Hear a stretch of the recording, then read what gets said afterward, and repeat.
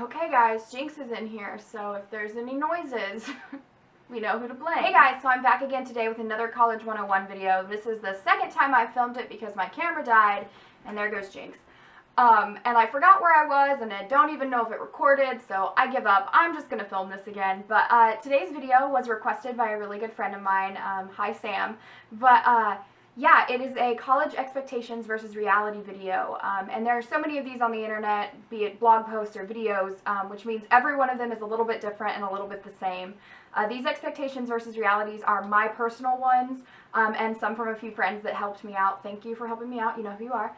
But yeah, so these are not universal, disclaimer.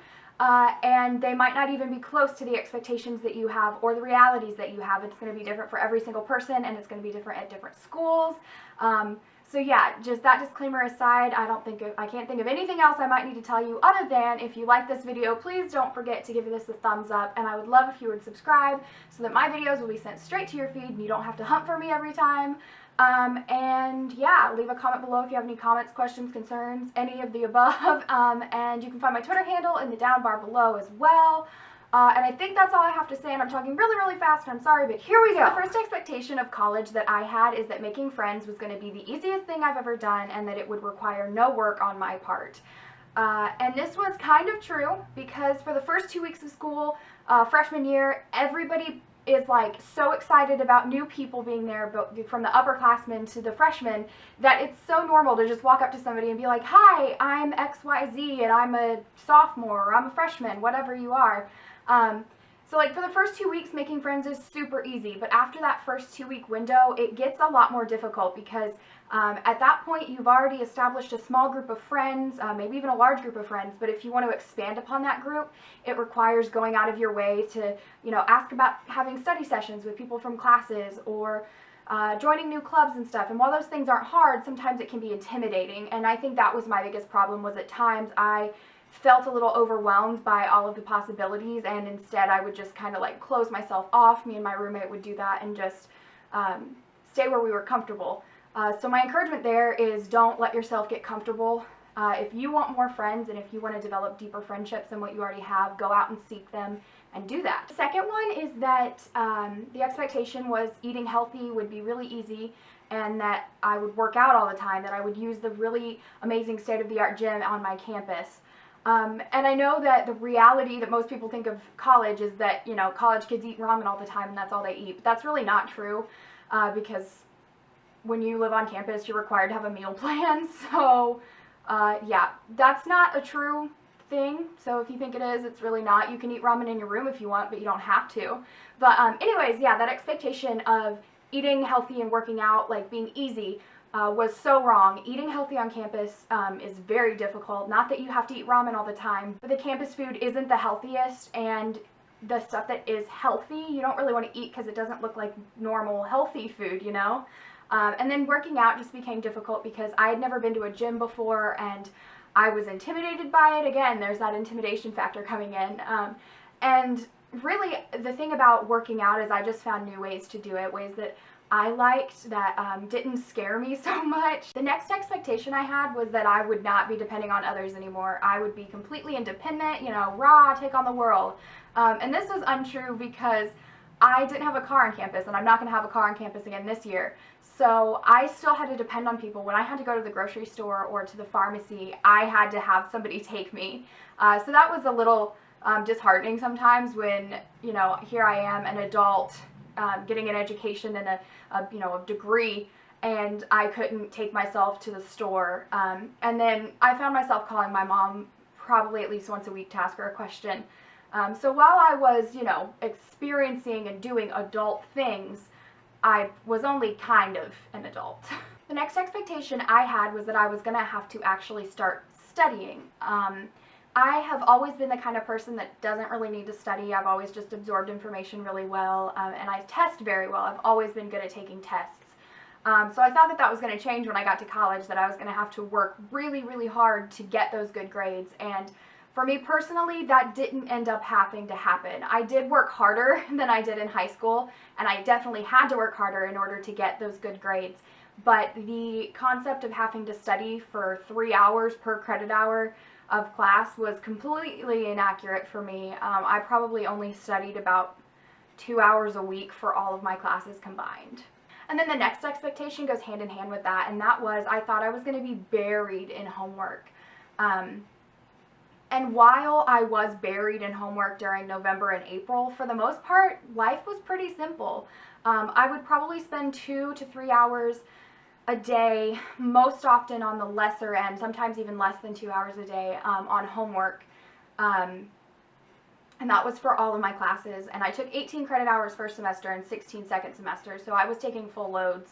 I just didn't spend that much time doing homework, and I was able to keep my grades up. Now, keep in mind that I am kind of skilled in these areas.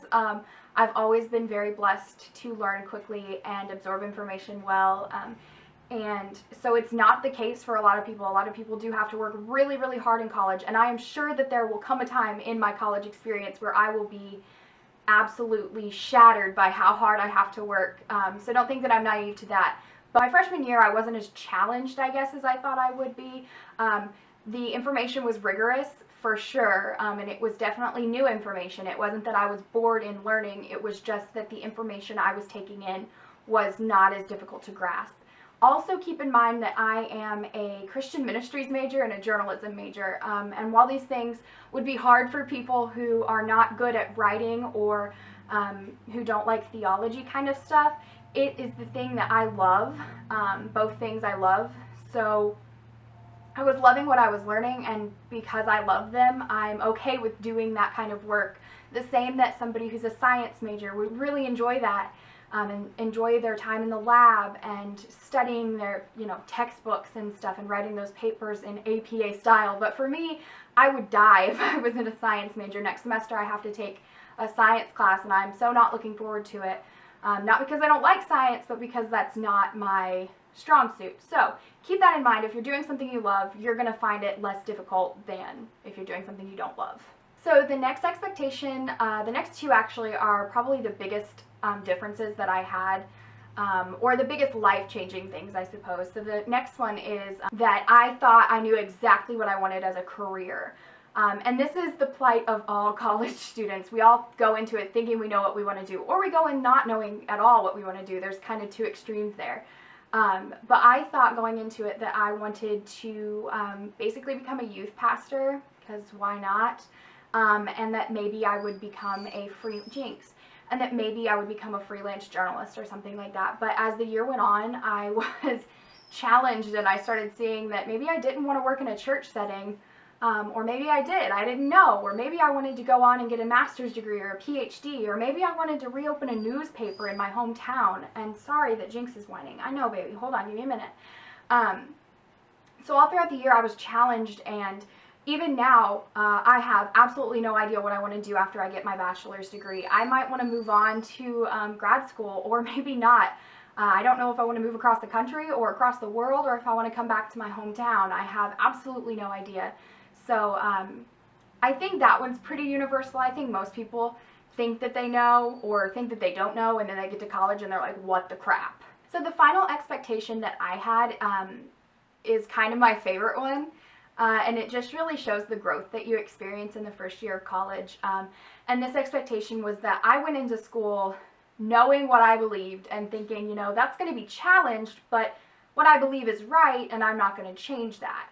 And I wasn't necessarily like, what I believe is the truth, nobody else is right. It wasn't so much that, it was just that going into school, the things that I believed I thought were true because I thought that I had all the information about those things. But then as I studied and learned more and got other opinions and talked to people who had views that were different from mine and had those views their whole lives, I realized that I didn't know everything. I didn't know even close to everything. And even now I don't know even close to everything. But having my views challenged was actually one of my favorite things about college, because it forces you to evaluate why you believe what you believe and then decide if there's enough evidence or whatever to support what you believe. And I'm not just talking religiously, because that's what a lot of people think of when they think about going off to college, but I'm also speaking politically and in like just ways of life and the way that you live your daily life. People do things differently all the time. Everywhere people are doing things differently than the way that you do things. So going to school, it's important that you start off with your foundational beliefs and you're strong in those beliefs, because if you don't have a strong belief system in something, you're going to get to school and it's all going to crumble away.